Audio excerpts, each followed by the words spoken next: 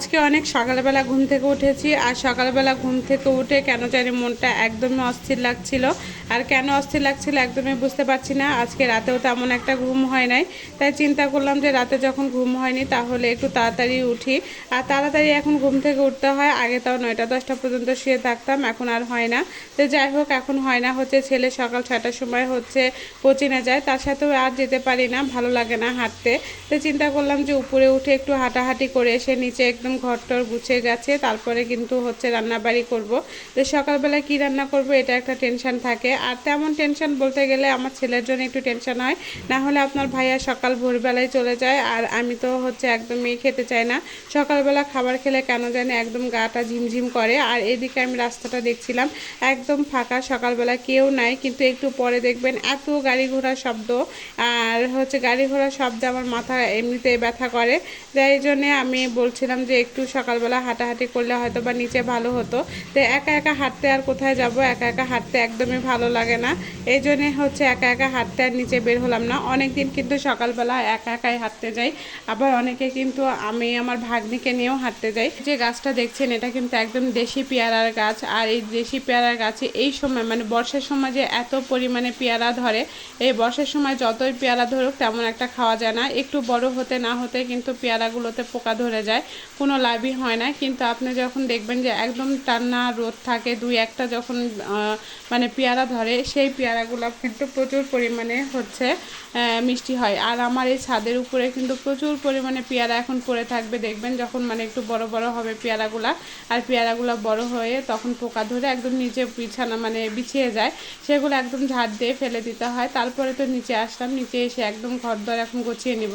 ঘরদর গোছানো না হলে মনে হয় যে আমার কাজের কোনোটাই ঠিকঠাক হয় না। একদম ঘরটা গুছিয়ে গাছিয়ে নিয়ে তারপরে কিন্তু রান্নাবাড়ির কাজে যাব। এদিকে আমি অনেক দিন ছিলাম না দেখে বিলাই বললাম না যে সোফার উপর উঠে ঘুম পাড়ে। আর আপনার ভাইয়া সকালবেলা থেকে আজকে বৃষ্টি বৃষ্টি ভাব হচ্ছিল, মানে একটু মেঘ ধরেছে, তাদের চিন্তা অস্থির হয়ে গেছে। আমাকে 3-4বার ফোন দিয়ে বললো যে হচ্ছে বিলাইগুলো কি করতেছে একটু দেখো, না হলে বৃষ্টিতে ভিজে কিছু হবে।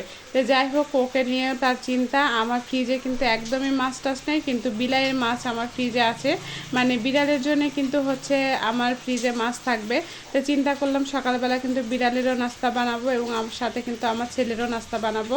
তার আগে আগে ঘর দরগুলো পরিষ্কার করি। তেমন একটা প্রতিদিন যে আমার পরিষ্কার করা হয় তা কিন্তু না, প্রতিদিন কিন্তু হচ্ছে আমার পরিষ্কার করা হয় না। হঠাৎ মঠাৎ যখন মন চায় যে একটু পরিষ্কার পরিচ্ছন্ন রাখার ভালো, তখন কিন্তু একটু পরিষ্কার পরিচ্ছন্ন রাখি।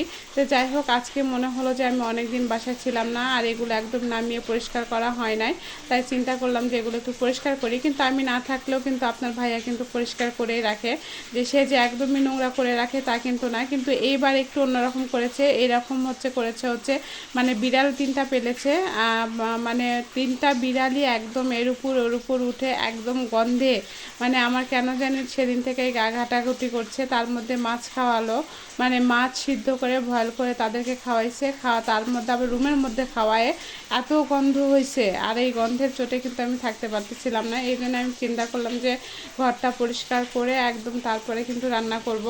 তো 2 দিন ধরে এই গন্ধটা আর নাই। যাই হোক, আসার পর থেকে যখন পরিষ্কার পরিচ্ছন্ন করি তখন কিন্তু হচ্ছে আর ছিল না। তো একটা মেয়ে মানুষ যখন সংসারে না থাকে তখন কিন্তু সবই এলোমেলো থাকে, সেটা হচ্ছে হয়তো বা ছেলে মানুষেরা বোঝে না, কিন্তু আমরা মেয়ে মানুষেরা বুঝি যে একটা সংসার বলতে গেলে কিন্তু হচ্ছে আমরা বুঝি যে সংসারে যখন একটা মেয়ে মানুষ সব থাকে তখন দেখবেন তার গোছানো কিন্তু কোয়ালিটি অন্যরকম হয়। কিন্তু একটা ছেলে মানুষ যতইভাবে সুন্দরভাবে গোছাক না কেন, তার কোয়ালিটি কিন্তু অন্যরকম হয়। তো যাই হোক, এদিকে কিন্তু আমি কফিটা খাচ্ছিলাম। কফি খেয়ে দিয়ে তারপরে আমি অন্যান্য কাজ করব, মানে নাস্তাটা বানাবো। সর্বপ্রথম মানে ওই যে যখন আমি ছাদ থেকে নিচে আসছিলাম, ছাদ থেকে নিচে আসার পরে আগে আমি কফিটা বানিয়ে নিয়েছি। কফিটা বানিয়ে নিয়ে খেতে খেতে কিন্তু এদিকে আমি হচ্ছে কাজগুলো করে নিচ্ছিলাম। আর কাজগুলো করে নিলে কি হয় যে সকালবেলা যদি আপনি দেখবেন যে বিছানা টিছানা ঘরদর সব কিছু গোছানো গাছানো থাকে, তখন দেখবেন কাজ করতে আর সময় লাগে না। আর আমার রান্না করতে তেমন একটা ভালো লাগে না, বলতে গেলে রান্না করতে ভালো লাগে কিন্তু জোগাড় করতে ভালো লাগে না। তো এদিকে হচ্ছে আমি কফিটা খেয়ে তারপরে হচ্ছে রান্নার কাজে যাব। তো কী রান্না করব এটাও কিন্তু বসে বসে আমি চিন্তা করছিলাম যে কি রান্না করব। আর এদিকে আমার কর্নারটা এত ময়লা হয়েছিল, একটা তো ফুল আমি এখনও খুলিনি, প্যাকেট দিয়ে জড়িয়ে রেখেছিলাম। তো অনেকেই কিন্তু আমাকে কমেন্ট করে বলেন যে আপু আপনি কিন্তু হচ্ছে শুধুমাত্র বাইরেই বেড়ান। তা আসলে শুধুমাত্র বাইরে বেড়ায় না, আমার গোটা সংসার ঠিকঠাক রেখে আমার বাচ্চাকে পড়াশোনা করে তারপরে কিন্তু আমি আসলে হচ্ছে সব দিকেই সামলাতে হয়। এদিকে আমি যখন বাবার বাসা যাই তখন ওইদিকেও সামলাই, আবার কিন্তু যখন নিজের বাসায় আসি তখন কিন্তু এদিকেও সামলাই। হয়তোবা সবাই আমার ভিডিওতে এখন দেখতে পাচ্ছেন, কারণ ব্লগ ভিডিও আমি কখনোই দিই না দেখে আপনারা বুঝতে পারেন না আসলে আমি কী ধরনের পরিশ্রম করি। আমার কিন্তু মাঝে মধ্যে প্রচুর ধরনের পরিশ্রম হয়, আর সেই পরিশ্রমটা যে বলতে গেলে আমার বাসায় এসে খুব বেশি হয় তা কিন্তু না। যখন আমি জার্নিটা করি তখন আমার বেশি পরিশ্রম হয়। তো সকালবেলা আগে আমি হচ্ছে দুধ বের করে রেখেছিলাম, তো চিন্তা করলাম যে এখন একটু হচ্ছে সেমাই রান্না করব আর অল্প করে কয়েকটা হচ্ছে পরোটা করব, যাতে ছেলে পছন্দ করে, আর ছেলে আমার পরোটা খেতে বেশি পছন্দ করে। তো ভাবিকে বললাম, তো ভাবি এটা কিন্তু করে দিল। তো যাই হোক এদিকে পরোটাটা সিদ্ধ করেছে, কিন্তু পরোটা দেখবেন আপনি নর্মাল আটা যদি একটু মাখিয়ে তেল দিয়ে রাখা হয় তাহলে কিন্তু সেই পরোটাটাই বেশি পছন্দ হয়। অনেকেই কিন্তু আমার ব্লগ ভিডিওগুলো অনেক পছন্দ করছেন, তার কিছুদিন ধরে ব্লগ ভিডিওই দিচ্ছি, কিন্তু যে কোনো ভিডিও বানালে কিন্তু অনেকেই অনেক ধরনের কমেন্ট করেন। একবার বলেন আপু এটা কেন করতেছেন, আপু এটা কেন করতেছেন, আপু এটা আবার কি বানাচ্ছেন, আপু কি ওষুধ বানাচ্ছেন, যে এটা আপনি আবার এটা কি শুরু করলেন। আসলে কি আপনারা যখন যেটা দিই তখন সেটাতেই প্রবলেম হয়, এত প্রবলেম কেন হয় আমি বুঝি না। আরে বাবা আমরা হচ্ছে যে কোনো সময় যে কোনো ভিডিও আপলোড করব, এখন কি ভিডিও যদি আপনার ভালো লাগে তাহলে আপনি দেখবেন, আর যদি ভালো না লাগে তাহলে আপনি দেখবেন না, আমরা কিন্তু কাউকে জোর করি না। তো যাই হোক আজকে এই পর্যন্তই, সবাই ভালো থাকবেন, সুস্থ থাকবেন।